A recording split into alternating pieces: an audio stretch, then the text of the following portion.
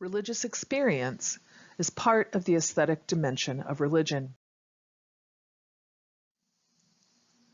Religion is something that people experience, whether it's the individual piety of Greek Orthodox Christianity, the worship of Sikh Aarti, or the fires of Wiccan pagan Beltane. Some scholars of religion have even made religious experience their defining criterion of religion. William James famously wrote a book on the varieties of religious experience and considered religion mainly from that angle, defining religion itself as the feelings, acts, and experiences of individuals in their solitude in their relation to whatever they considered divine, putting the stress on the experiences. Clifford Geertz, a cultural anthropologist, defined religion as a symbol system, but one that governed experience.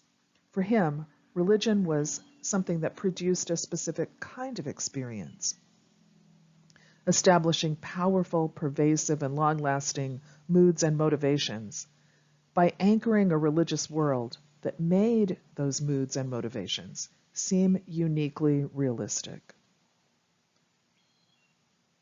So let's notice a couple of things about Geertz's important definition. First, for Geertz, the characteristic experience of religion for the religious person is the experience of living in a real world that the religious person understands.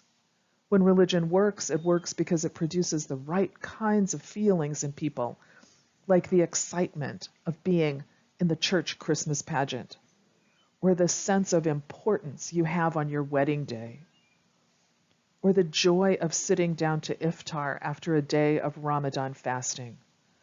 These feelings seem so normal, natural, and realistic that a religious person would think this is simply how anyone would respond to the real world.